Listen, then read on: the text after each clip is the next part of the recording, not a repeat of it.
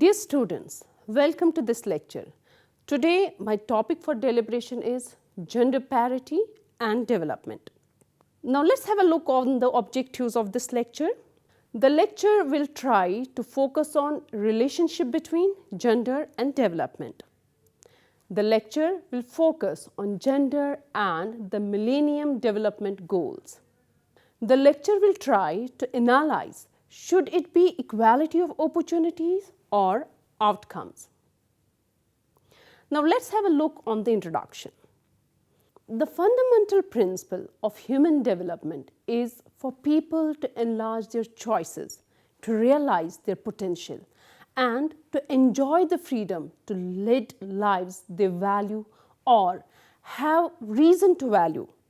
Equal opportunities in all spheres for all people, women and men alike are at the heart of the human development. However, those options remain unequally distributed within and across societies, and unfortunately, many are still largely unavailable to women. Disadvantage and discrimination, lack of insights into what particularly affects women's lives, including health, physical and emotional, reinforced by social norms and values, institutions and public policies, exist in every sphere of women's lives, manifested differently in different country settings. They limit women's capabilities, opportunities and choices, resulting in less progress than men in terms of health, education, standard of living, empowerment, personal security, and other critical dimensions of human development. Thus, the full potential of many women's lives cannot reach optimal level, and humanity as a whole does not reap its potentials.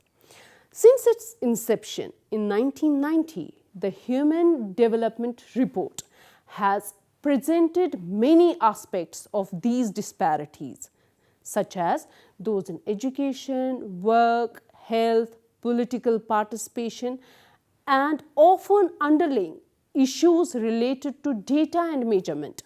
The 1995 Human Development Report was one of the first global development publications to bring these ideas to the fore in an integrated manner, including a presentation of the historical and political movement for gender equality within the human development paradigm.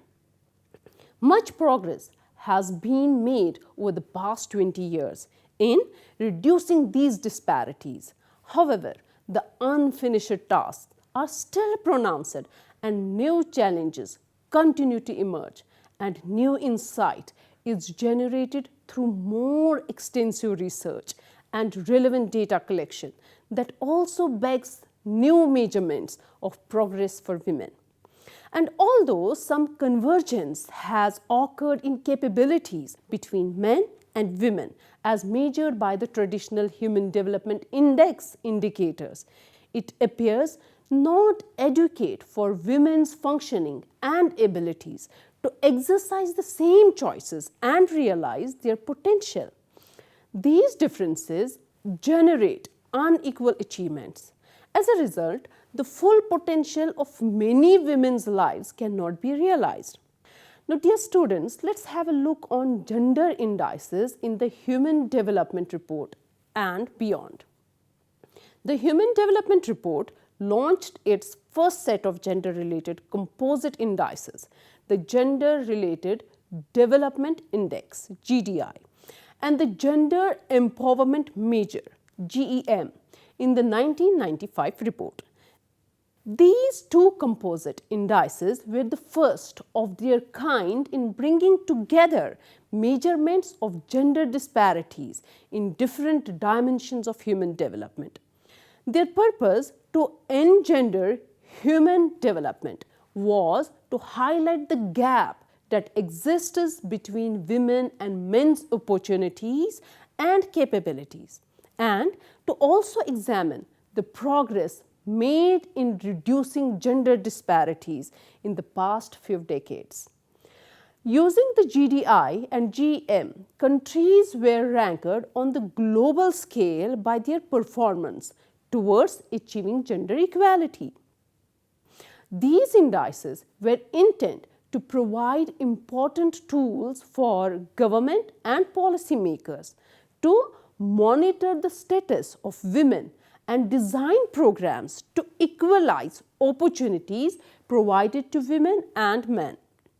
As stated in the 1995 report, and I quote, investing in women's capabilities and empowering them to exercise their choice is not only valuable in itself, it is also the surest way to contribute to economic growth and overall development, unquote.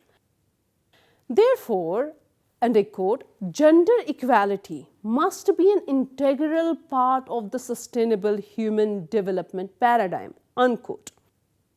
However, over the years, the GDI and GEM were criticized for their limitations in accurately capturing gender disparities and their weakness in reflecting critical concurrent gender issues. Responding to these criticisms, the HDRs introduced an alternative pair of gender indices in 2010, the Gender Inequality Index and the new Gender Development Index. In the meantime, several other organizations and agencies have also launched measures of gender inequality. Dear students, let's have a look on gender equality, or you say gender parity. The evolution of gender equality across the world over the past quarter century is a story of contrast. There has been progress on many fronts. More countries than ever before guarantee women and men equal rights under the law in areas such as ownership of property, inheritance, and marriage.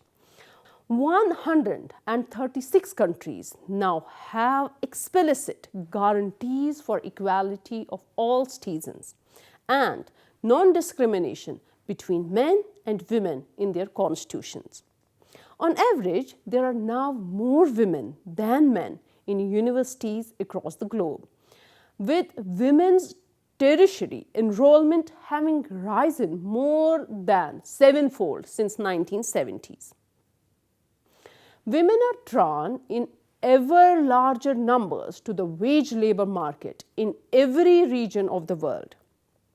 In other parts of the world, and for some aspects of gender equality, though, the situation has changed slowly, if at all. In many countries of South Asia and Sub-Saharan Africa, girls are still much less likely than boys to attend and much less compete basic education and become literate adults. The likelihood of women dying during childbirth in many of these countries is still at levels comparable to non-Western and Western Europe in the 19th century. The social status of women and girls continue to be inferior to those of men and boys. Son preference in some societies in Africa and Central, South, and East Asia still results in a sex ratio at birth that favors males.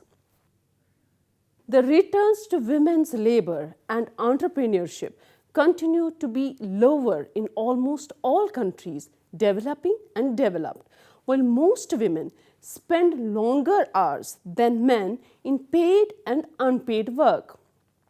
Women continue to cluster in sectors and occupations that are characterized as female, many of them lower paying, while in rich and poor countries alike, men are overrepresented in dangerous professions like mining, fishing, and firefighting. The representation of women in politics and in senior managerial positions in businesses remain far lower than men in almost all countries. And almost everywhere, women and girls are more limited in their ability to move about and are more likely to be the victim of gender-based violence at home. According to available Demographic and Health Survey (DHS) data, the percentage of currently married women aged 15 to 49 who have experienced violence by their husband or partner in the 12th month prior to the survey is as high as 30% in Bangladesh and Kenya and around 15% in Haiti and Moldova. New aspects of disparity have also emerged in recent years that work against men and boys. In many countries, boys are more likely to drop out of secondary school than girls and have higher repetition rates. Girls' test scores are higher than those of boys in certain subjects across the world. And in some advanced economies, women outperform men in university entrance examinations and enrollment in elite universities. In many countries in Eastern Europe and Central Asia, men bear a greater share of the burden of ill health and women outlive men on average by 9 years, a larger gap than elsewhere in the world. And while conflict and fragility are pervasive, as in much of Central Africa or parts of the Caribbean, adolescent boys are particularly vulnerable to violence and crime. Gender equality has been defined in the World Equality Report 2012 in relation to 3 key dimensions. First, the accumulation of endowment, the use of those endowments to assess economic opportunities and generate returns, and their application to take action or agency affecting individual and household well-being. Endowments encompass education, health, land, and other assets such as financial resources that women and men accumulate during their lifetimes. Many of these, such as basic education, are amassed at early stages in life, reflecting mostly decisions of parents. Others, such as material assets, are acquired later in life through a variety of mechanisms, such as productive labor and the exercise of inheritance rights. Access to economic opportunities determines how endowments and time are combined to generate income and consumption, which is a key dimension of well-being. The decisions concerning time allocation between home and workplace, productive activity and leisure takes place in the household and will depend on both the value placed on women's potential contribution to the overall well-being of the household vis-a-vis other household members, as well as views of gender roles and women's preferences and needs. Finally, agency will be understood as the ability to make choices and take actions related to oneself, one's situation in the household, and one's situation in the public sphere. Autonomy to influence one's life is not only a key dimension of well-being, it also helps determine outcomes such as the accumulation of endowments or the use of those endowments. This definition illustrates how gender equality is both similar to and differs from inequality based on other attributes such as race or ethnicity. 3 differences are of particular relevance to the measurement of gender equality.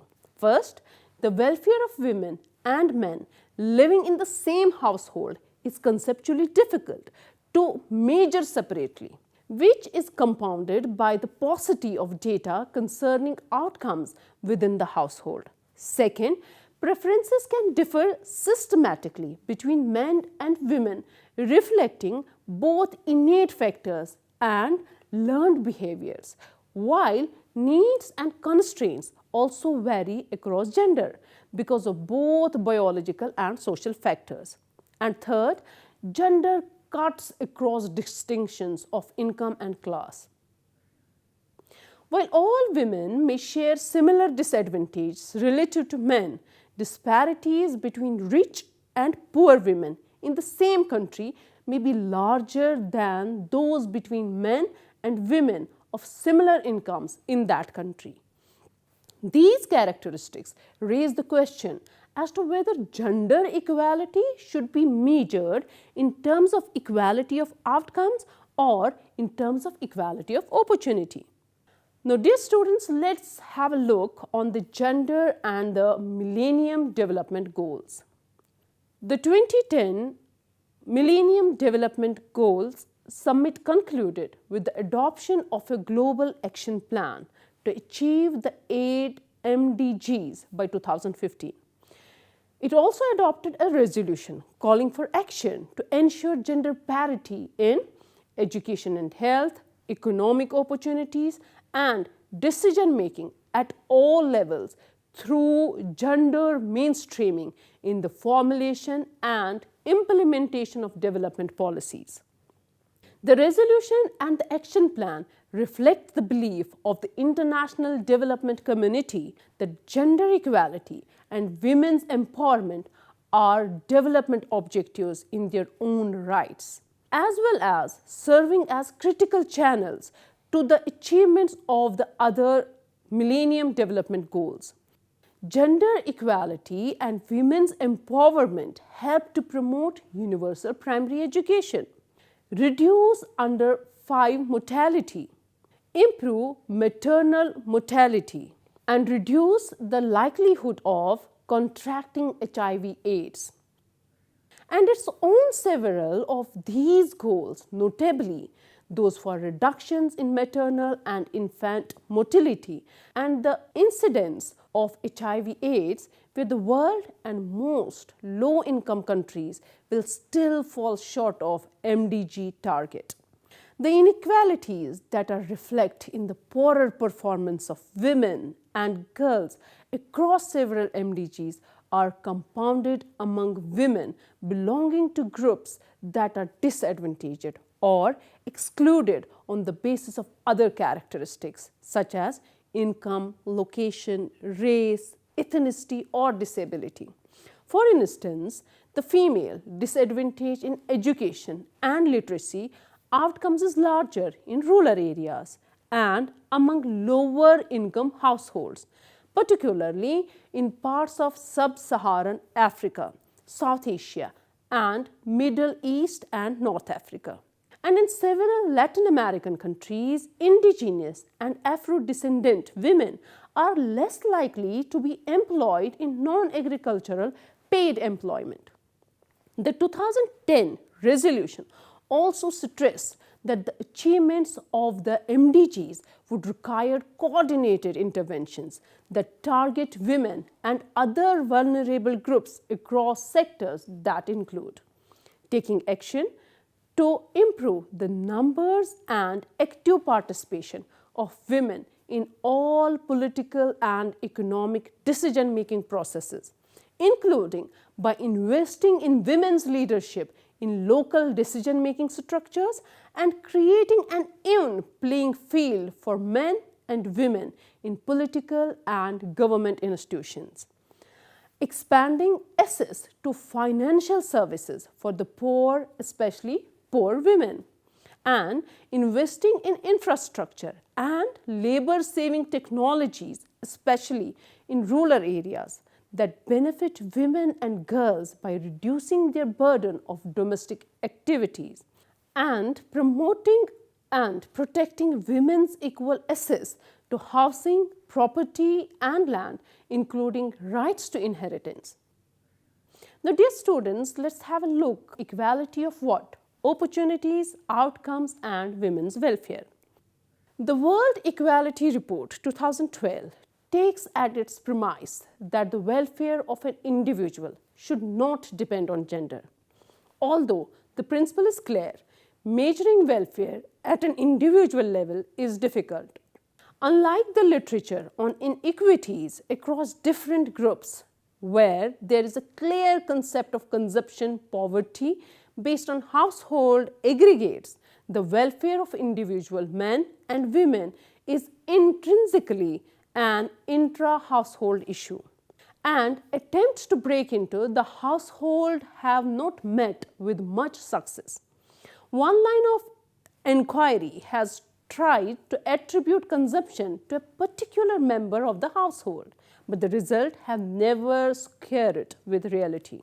Even in many contexts where women's welfare is obviously low relative to that of men, these measures have shown little or no female disadvantage.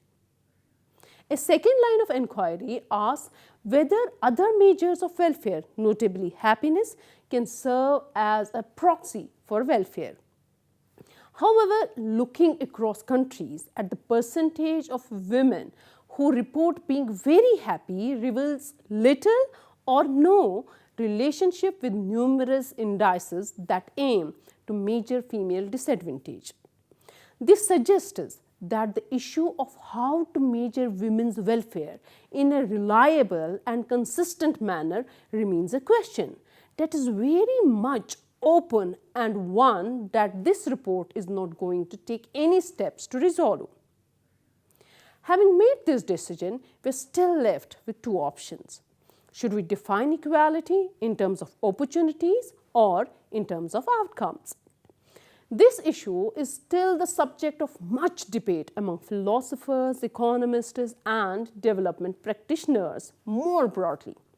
An advantage of framing gender equality in terms of equality of opportunity is that it allows to analysis to distinguish between differences or inequalities that arise as a result of circumstances beyond the control of individuals, from those that exist due to differences in preferences and choices. A substantial body of research, much of it drawn from experimental economics from Crozon and Genese, has documented systematic male-female differences in risk aversion, social preferences, and attitudes towards competition. It follows that if men and women differ on average in attitudes, preferences, and choices, then not all observed differences in outcomes can be attributed to differences in opportunities. However, some of the experimental literature also suggests that observed differences in preferences and attitudes are largely learned and not inherent. That is, they are the result of culture and environment, due to which men and women internalize social norms and expectations, leading to the behavioral differences observed in practice.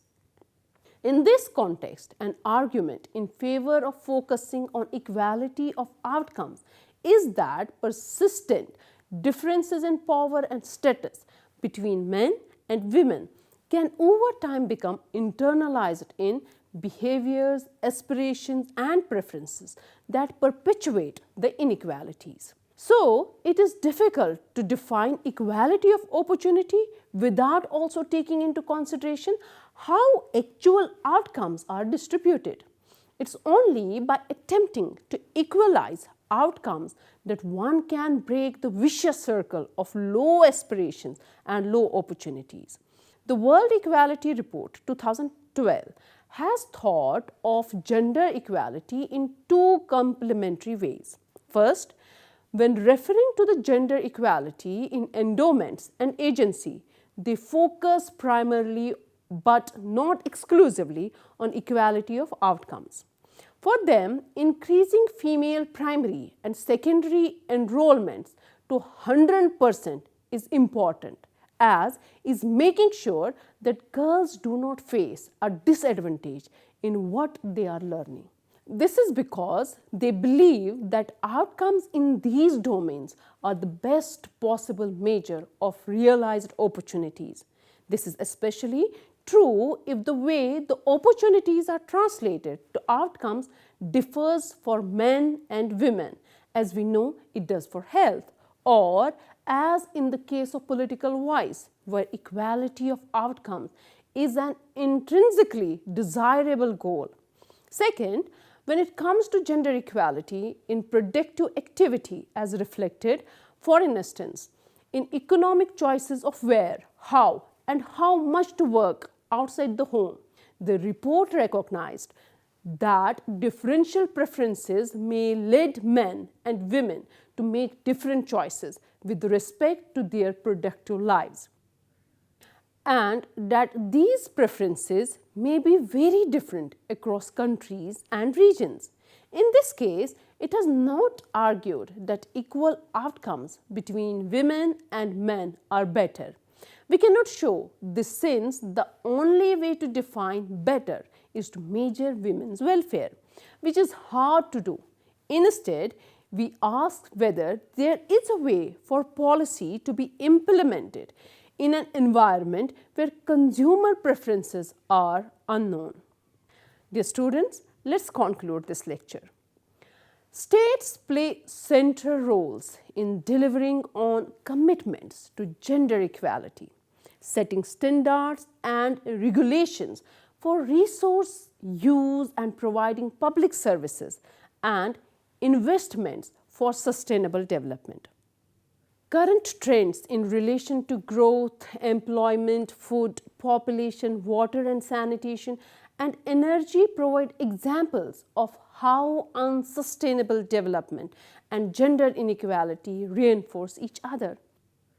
Economic growth trajectories continue to perpetuate gender inequalities, confining women to low-paid jobs and relying on women's unpaid care work, while at the same time exploiting natural resources and damaging ecosystem and biodiversity. Narrowly focused population policies may prescribe coercive measures to achieve fertility reduction that can have significant implications for women's enjoyment of human rights. Further, the dominant population paradigm shifts attention away from patterns of consumption and production, which play a more significant role than population in environmental degradation. The lack of universal access to water, sanitation, and energy that are environmentally sustainable and of good quality bears significant consequences for women's and girls' human rights and capabilities. Power imbalances in gender relation in the exercise of rights, access to and control of resources, and participation in decision making persist as a significant obstacle to women's full and equal contribution to and opportunity to benefit from sustainable development. All sustainable development policies and frameworks at the global, regional, national, and local levels must include an explicit commitment to gender equality and the realization of women's and girls' human rights and capabilities. This requires redressing gender inequality, discrimination, and disadvantage, and addressing their intersection with other inequalities. Women's collective action and full and equal participation in all aspects of decision making related to policy development and monitoring must be supported and are central for achieving results. Women have been and must continue to be central actors in promoting sustainability and green transformation. The World Survey proposes 3 criteria to assess whether sustainable development is in line with gender equality and women's human rights. First, compliance with human rights standards and the realization of women's capabilities. Second, attention to the unpaid care work of women and girls, especially those in poor and marginalized households and communities. And third, full and equal participation by women and girls in all aspects of sustainable development. In order to ensure that efforts to achieve sustainable development meet the criteria, member states should fully implement the commitment to gender equality and the empowerment of women contained in the Beijing Platform for Action and the outcome of the 23rd Special Session of the General Assembly. States parties to the Convention on all the elimination of all forms of discrimination against women should implement their obligation under the Convention. To that end, states, international organizations, including the United Nations and Human Rights Mechanism, non-governmental organizations, trade unions, and other stakeholders should take the actions like develop and implement policies on the economic, social, and environmental dimensions of sustainable development in line with international norms and standards on gender equality, non-discrimination, and human rights. Then, ensure women's rights to an adequate standard of living through increasing access to decent work and providing gender responsive, universally accessible, and high quality services, social protection measures, and infrastructure, including education, health, water, and sanitation, and energy. Then also promote a renewed social contract between states and people that ensures the financing and implementation of sustainable development with universal access to public goods and services and common pool resources, particularly for the poorest groups of women and girls. Then also recognize, reduce, and redistribute unpaid care work between women and men within household and between households and the state by expanding basic services and infrastructure that are accessible to all. Respect, protect, and promote sexual and reproductive health and rights for all, particularly women and girls across the life cycles. And then ensure the full and equal participation of women and girls in sustainable development policies and initiatives as actors, leaders, and decision makers. So, dear students, it was all about today's lecture regarding gender parity and development. I look forward to our next meeting where we will delve into another fascinating topic. Until then, take care and goodbye.